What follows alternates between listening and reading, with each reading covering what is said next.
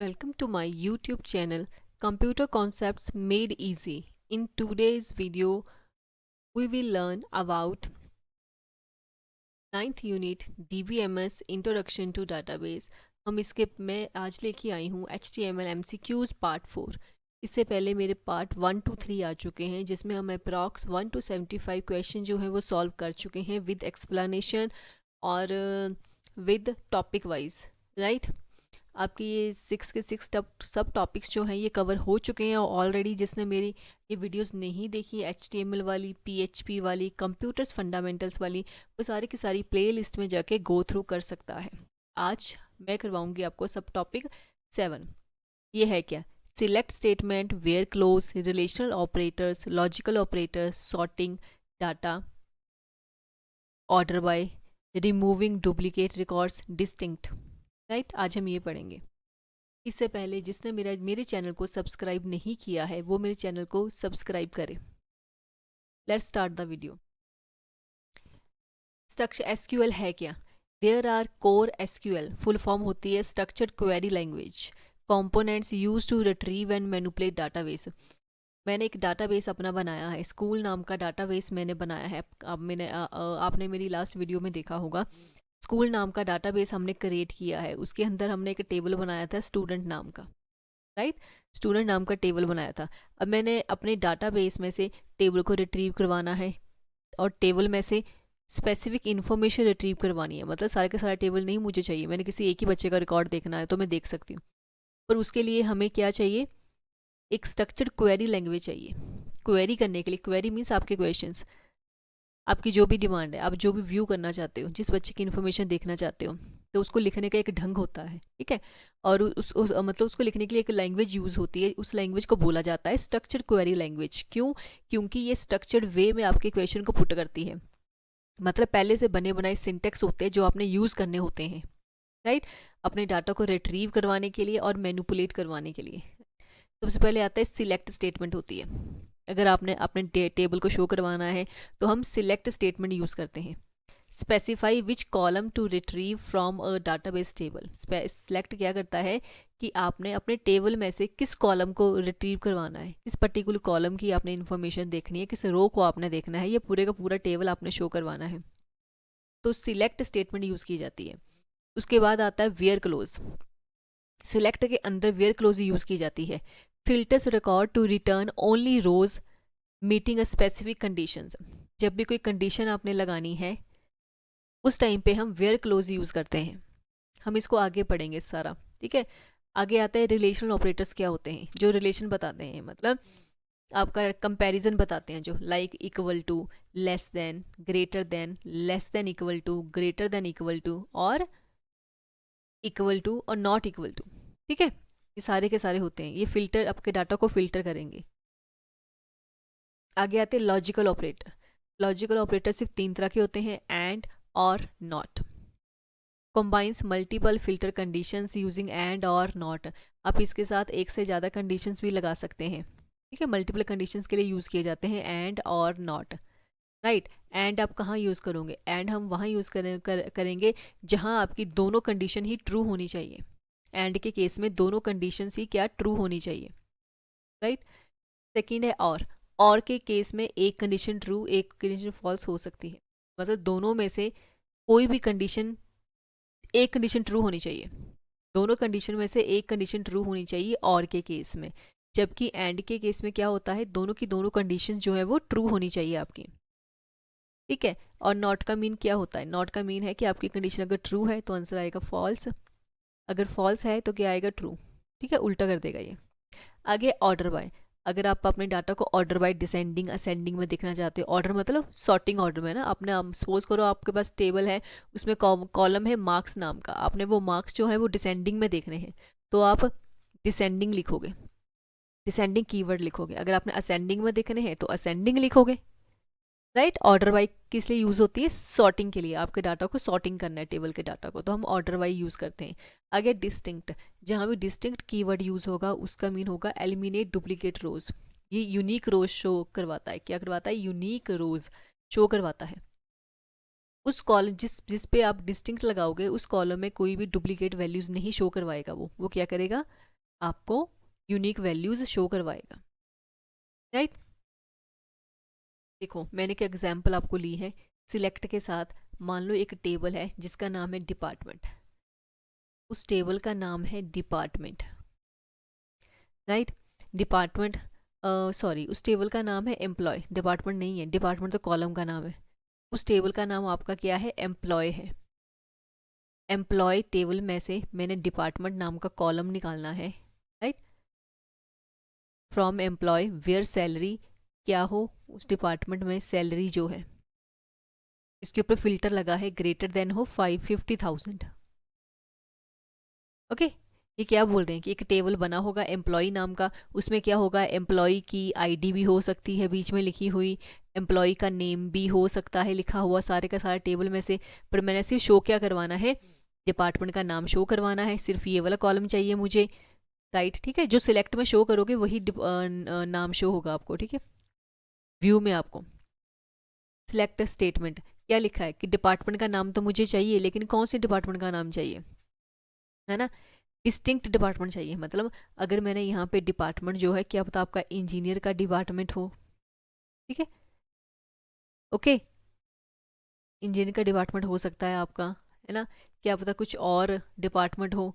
कोई भी दो डिपार्टमेंट सेम नाम के ये नहीं उठाएगा, अगर इंजीनियर दो बार होगा तो वो सिर्फ एक ही बार उठाएगा। डिस्टिंक्ट का मीन क्या है, यूनिक, ये यूनिक लेगा, दो बार नहीं लेगा, एक ही बार लेगा ये इंजीनियर, राइट। डिस्टिंक्ट का मीन क्या है आपको समझ में आया होगा, I hope. From employ, from के बाद हम क्या लिखते हैं, टेबल का नाम, कहाँ से लेना है, टेबल में से लेना है। वेयर, लेकिन कौन सा डिपार्टमेंट लेना है, where salary is greater than 50,000, जिसकी सैलरी 50,000 से ग्रेटर होगी। अगर इसकी सैलरी 50,000 है तो ये नहीं आएगा, अगर 40,000 है तब भी नहीं आएगा, अगर 60,000 है ये तब उठाएगा, right. Order by department ascending, और ये क्या करेगा, डिपार्टमेंट जो लेगा उसके नाम असेंडिंग ऑर्डर में करेगा। नेम मतलब अल्फ़ाबेटिकली चेक कर लेगा ना, वो फर्स्ट लेटर कहाँ से शुरू होता है, ए वाला जो आएगा वो सबसे पहले आएगा, बी वाला बाद में, सी वाला बाद में, डी वाला, ई वाला, एफ वाला, ऐसे असेंडिंग ऑर्डर में लेगा ये, राइट। डिपार्टमेंट कॉलम को असेंडिंग ऑर्डर में करके फिर ये शो करवाएगा, राइट। और देखो क्वेरीज लिखने का ढंग क्या है, मतलब एक तरह से आप सीक्वेंस फॉलो करोगे, पहले सिलेक्ट आता है, सिलेक्ट स्टेटमेंट आती है, फिर फ्रॉम आता है, फिर वेयर आती है, फिर ऑर्डर बाय आती है, राइट। अब ये जो है ये सारे का सारा बेसिक है। जिसने JOIT का पेपर भरा होगा उसने +1 और +2 में कम से कम एटलीस्ट जो है कंप्यूटर साइंस पढ़ी होगी, कंप्यूटर साइंस ली होगी, IP लिया होगा, ठीक है, ये ITS होगा उसके पास। तो इन सब में ही क्या थी, सिक्वल थी, है ना, तो उसको ये बेसिक तो उन सब का ही क्लियर होगा पहले से ही। और आपको आपके पेपर में क्वेरीज नहीं आनी है, आपसे आपसे क्वेरीज तो वैसे भी नहीं पूछी जाएंगी, सिर्फ ये कॉन्सेप्ट बेस्ड पेपर होता है। जिनके कॉन्सेप्ट क्लियर होते हैं वो इस पेपर को भी क्लियर कर लेता है, राइट। क्वेश्चन नंबर आओ इसके ऊपर अब हम MCQs करते हैं। Question number 76, which sequel statement is use to retrieve data from a database. Database में से आपने सिक्वल स्टेटमेंट यूज़ करके, है ना, कौन सी सिक्वल स्टेटमेंट यूज़ करनी है अपने डाटा को निकालने के लिए। सबसे पहली बात, इंसर्ट करते हो, अपडेट करते हो, सिलेक्ट करते हो, डिलीट करते हो, तो बड़ा ही इजी सा क्वेश्चन है ये सिलेक्ट स्टेटमेंट, ठीक है। आपकी क्वेरी शुरू ही सिलेक्ट से होती है, सिलेक्ट। अगर मैंने सिर्फ नेम, जो भी आपने लेने कॉलम, उस उन कॉलम का नाम आप लिखते हो, नेम, क्लास, फिर आप फ्रॉम लिख के टेबल का नाम लिख देते हो, आपके टेबल का नाम क्या है, स्टूडेंट, ठीक है। तो आपको आपका डाटा शो हो जाएगा जिसमें सिर्फ दो ही कॉलम आएंगे, नेम और क्लास लिखा हुआ, सारे के सारे नेम, सारे के सारे क्लास। अगर आपने पूरा डाटा शो करवाना, पूरा टेबल शो करवाना चाहते हो तो उसके लिए एक स्टार का साइन आता है, तो आप स्टार लिखते हो, स्टार का मीन होता है पूरा टेबल, राइट। तो आप डाटा किससे रिट्रीव करवाते हो, सिलेक्ट स्टेटमेंट से, याद रखना, select. Question number 77, what does data consistency mean. Consistency mean क्या होता है, एक्यूरेसी, करेक्टनेस, है ना, क्या मतलब है इसका। Data is always saved in text files, all copies of a data show the same correct values, data cannot be deleted, multiple users cannot see the data, your answer is option B।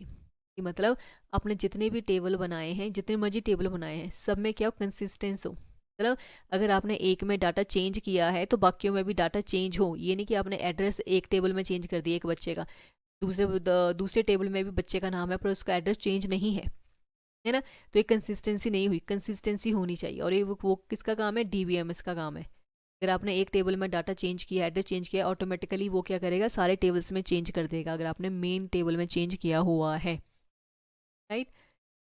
Question number 78, what handles automated system recovery after a sudden power loss.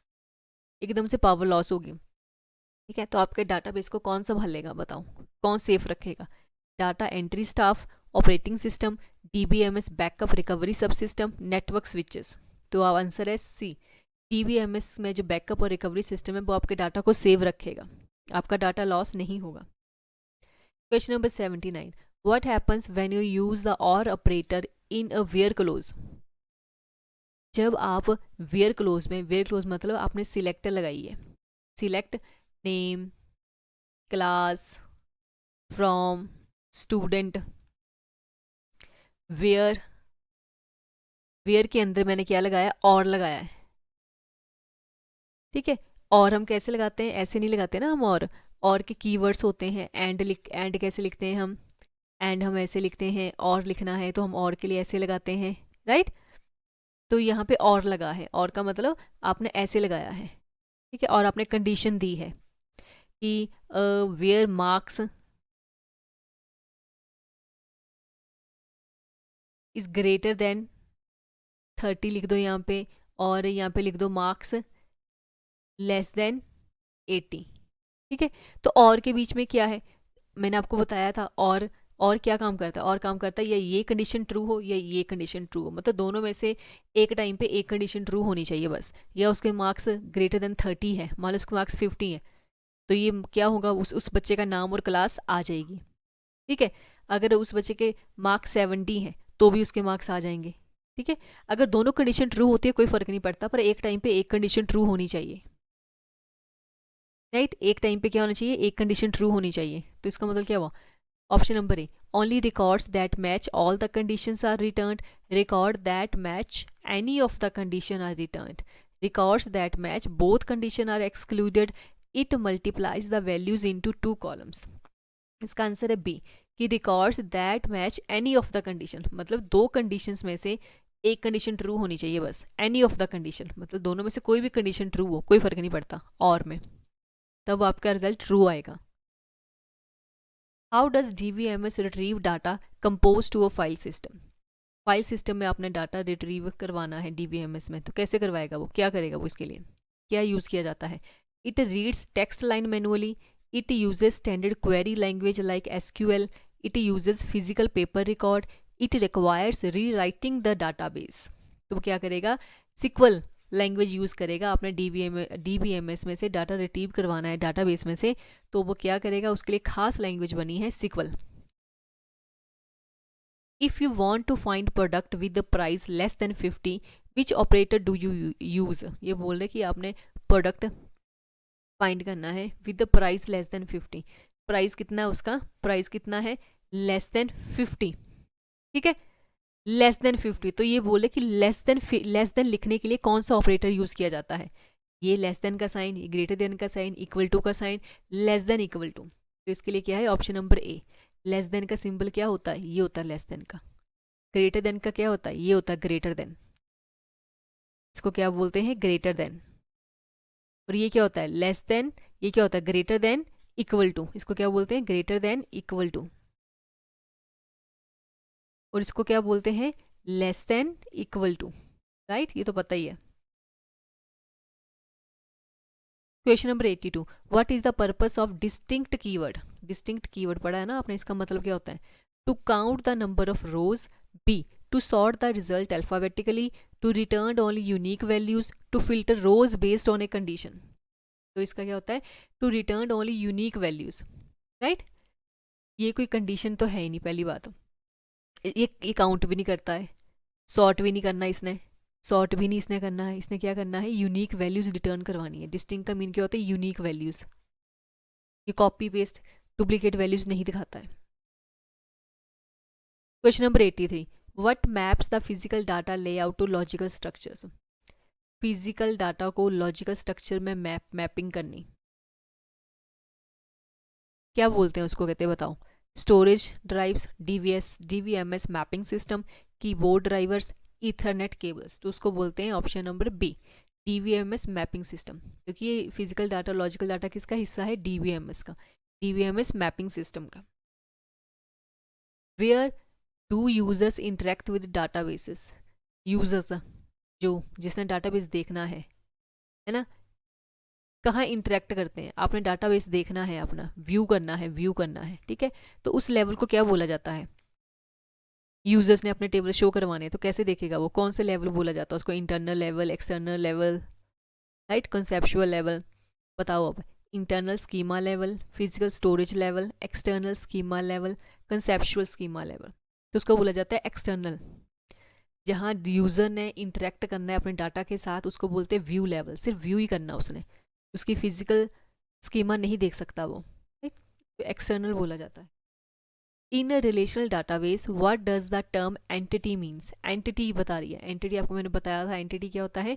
Suppose आपने कोई table बनाना है, उस table का नाम क्या रखना है, उस टेबल का जो भी आप नाम रखोगे वो क्या होगा, रियल वर्ड से रिलेटेड होना चाहिए, क्या होना चाहिए, रियल वर्ड से, उसके आगे प्रॉपर्टीज होनी चाहिए, राइट। आगे क्या होनी चाहिए, प्रॉपर्टी, जैसे स्कूल है, स्कूल रियल वर्ड से एग्जिस्ट करता है, और स्कूल के अंदर हम मल्टीपल टेबल से बना सकते हैं, स्कूल क्या डाटाबेस हो गया है ना, उसके अंदर कितने ही मल्टीपल टेबल से बना सकते हैं हम, स्टूडेंट नाम का टेबल बना सकते हैं हम, टीचर्स नाम का टेबल बना सकते हैं, प्रिंसिपल का अलग बना सकते हैं, राइट। तो एंटिटी क्या हुई, एंटिटी की डेफिनेशन क्या हुई, a specific data value within a table, a mathematically formula use to calculate data, a person place thing or concept about which data is stored, a column in a database table. तो क्या है, a person place thing or concept about which data is stored, कैसा data आपने store करना है, किसी place का नाम, पर्सन का नाम, थिंग का नाम, कोई कंसेप्ट भी हो सकता है, रियल वर्ड से रिलेट करना चाहिए वो। Question number 86, which architecture level hides the details of disk space allocation and file organisation, कौन सा आर्किटेक्चर लेवल है वो जो आपसे पूरी डिटेल हाइड करके रखता है कि आपका डाटा कहाँ स्टोर है, किस फाइल एलोकेशन में है, सी में है, डी ड्राइव में है, हार्ड डिस्क में सेव है, ठीक है, वो नहीं बताता है, कौन सा लेवल है ऐसा, एक्सटर्नल लेवल है, कंसेप्चुअल लेवल है, इंटरनल लेवल है, एप्लीकेशन लेवल। तो वो आपका है conceptual level. In a relational database table a single tuple contains data representing exactly one dash. ये बोल रहे हैं कि रिलेशनल डाटाबेस टेबल है, रिलेशनल डाटाबेस टेबल मतलब एक से ज़्यादा टेबल है, ठीक है।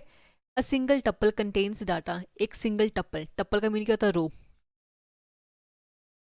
उसमें डाटा है आपके, मतलब वो एग्जैक्टली क्या शो करता है, entity, instance, attribute, domain boundary, full database schema.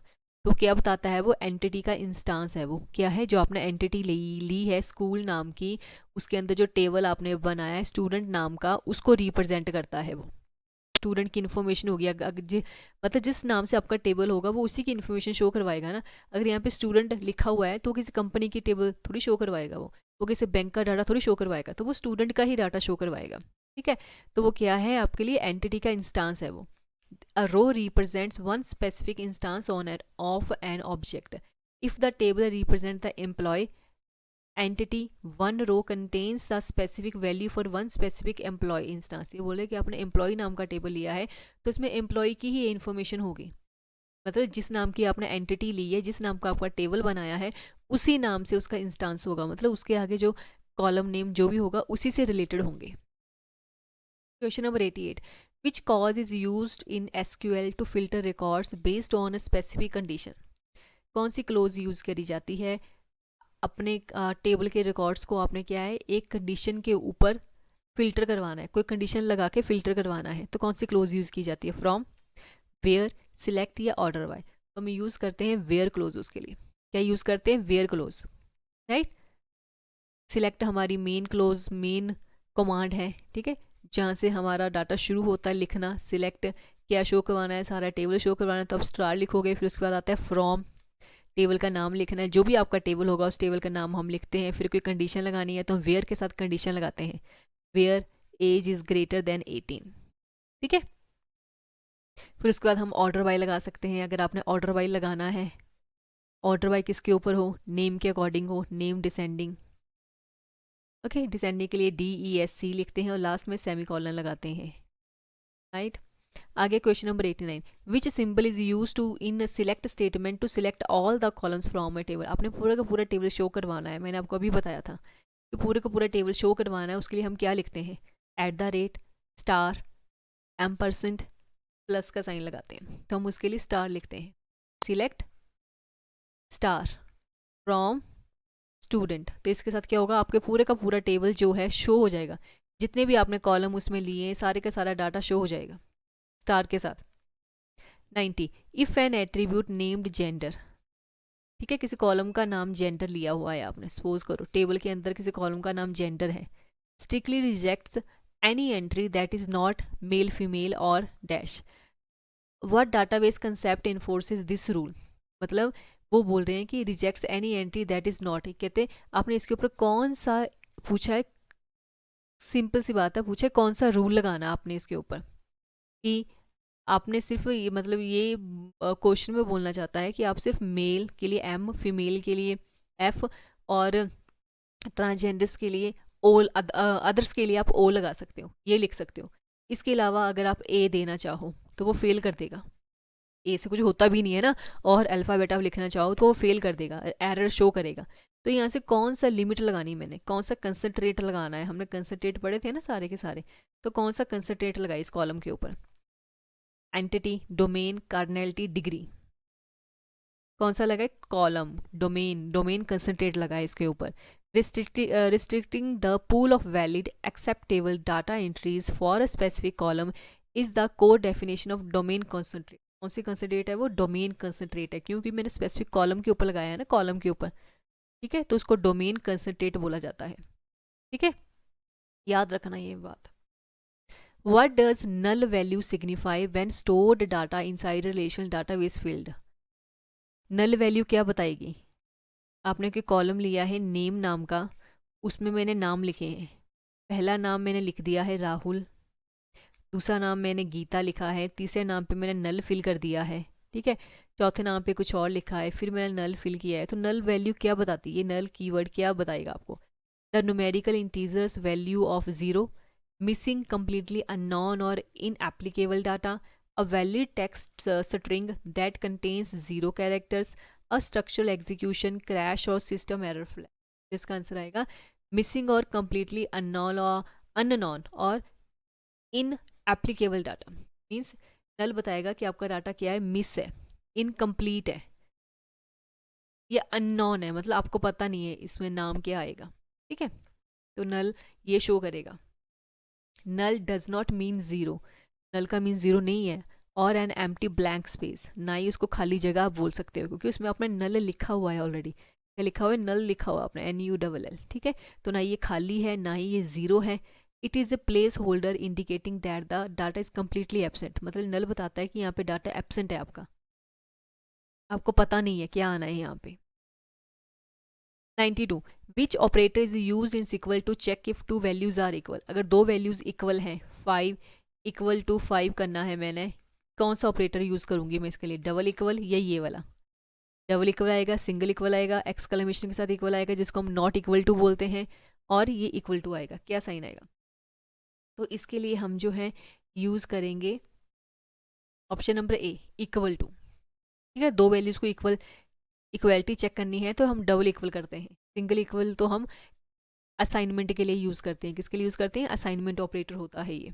आगे है question number 93, which of the following operator means not equal in the standard query language. Not equal कौन सा, कैसे लिखते हैं हम, नॉट इक्वल हमने लिखना है, कैसे लिखेंगे बताओ, डबल इक्वल के साइन के साथ, सिंगल इक्वल और एक्सक्लेमेशन के साइन के साथ, या डबल ये टैग्स लेंगे हम, या हम सिंगल इक्वल टू लेंगे, तो हम नॉट इक्वल के लिए हम ये यूज़ करते हैं, right. What does the greater than equal to operator represent in SQL, इसको क्या कैसे रीड करेंगे, मैंने बता ही दिया, लेस देन और इक्वल टू, ग्रेटर देन और equal to, not equal to, तो इसका आंसर क्या आएगा, C, ग्रेटर देन और इक्वल टू, ये ग्रेटर देन है और इक्वल टू है। In a where clause when do you use and operator, कभी यूज करेंगे, when you want to satisfy all the condition are specified, सारी कंडीशन ट्रू करवानी है आपने तब, when you want satisfy at least one condition, आप चाहते हो सिर्फ एक कंडीशन ट्रू हो जाए मेरी। When you want to reverse the result of the condition, condition का रिजल्ट आपने उल्टा करवाना है। When you want to calculate the sum of two numerical column, दो न्यूमेरिकल कॉलम का आप एडिशन करवाना चाहते हैं, तब आप एंड ऑपरेशन यूज़ करते हैं। नहीं, हम एंड ऑपरेशन यूज़ करते हैं। ऑप्शन नंबर ए आपका करेक्ट रहेगा। When you want to satisfy all of the condition specified, आप चाहते हो कि आपने दो कंडीशन दी है, एज इज़ ग्रेटर देन 15 हो, राइट, ये कंडीशन आपकी ट्रू होनी चाहिए। एंड डाला आपने बीच में, एंड आप ऐसे डालोगे ना, and age is less than 18। देखो अब एक कौन सी एज उठाएगा, एज इज़ ग्रेटर देन 15 मतलब 16 17, सिर्फ दो एज ये उठाएगा। अगर मैं 14 लिखूंगी तो ये एज नहीं उठाएगा, ये एज नहीं उठाएगा, दोनों कंडीशन ट्रू होनी चाहिए, ठीक है। एंड में क्या होता है, आपकी दोनों कंडीशंस ट्रू होनी चाहिए, वो रिजल्ट ये उठाता है। Question number 96, what is the function of not operator in SQL query. Not operator क्या काम करता है, it deletes a record from a database, नहीं। It adds two numbers together in a select statement, नहीं, addition का काम तो है ही नहीं इसका। It sorts the record in alphabetically order में सॉर्टिंग करता है असेंडिंग डिसेंडिंग में, नहीं, ये भी नहीं करता ये। It display record if the condition is not true, हाँ ठीक है, जहाँ कंडीशन ट्रू नहीं होगी नॉट ऑपरेटर वही काम करेगा ना, जहाँ कंडीशन ट्रू नहीं होगी वो रिजल्ट आपको देगा।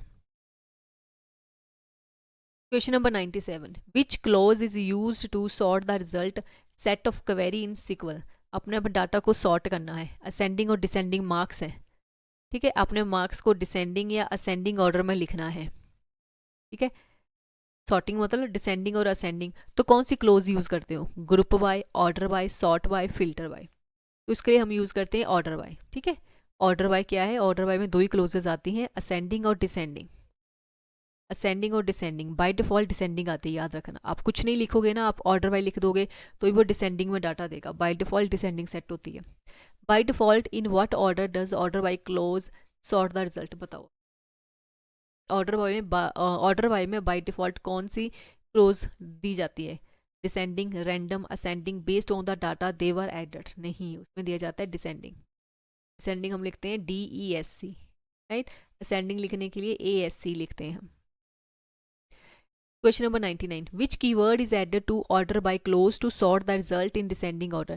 डिसेंडिंग ऑर्डर में मैंने अपना रिजल्ट शो करवाना है, तो ऑर्डर बाय के साथ मैं डिसेंडिंग कैसे लिखूंगी, कौन सा कीवर्ड यूज करूंगी डिसेंडिंग का, DESC, ASC, रिवर्स या अप। तो इसके लिए ऑप्शन नंबर ए, मैं क्या यूज़ करूंगी, DESC। मैं डिसेंडिंग नहीं लिखूंगी पूरा, ठीक है, मैं सिर्फ ये कीवर्ड यूज़ करूंगी, DESC। क्वेश्चन नंबर 100, ये क्वेश्चन करवाने से पहले आपने मेरी वीडियो को सब्सक्राइब करना ना भूलें, लाइक और शेयर करना ना भूलें। अगर आपको कोई भी प्रॉब्लम है किसी भी क्वेश्चन में, you can ask me in right comment in comment box ना, आई कैन आंसर, ओके। मैं आपका आंसर दे दूंगी, आपकी क्वेरी सॉल्व कर दूंगी।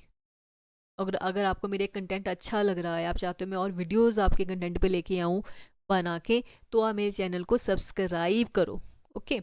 Let's do the last question. In SQL how do we write less than और equal to. Less than और equal to का सिंबल कौन सा है, कौन सा ऑपरेटर यूज़ करते हैं, less than, equal to, double equal to और लेस देन। तो इसका आंसर आएगा ये, पहले लेस देन का साइन आता है फिर इक्वल टू का साइन आता है, पहले इक्वल टू बाद में लेस देन नहीं आता है, ठीक है।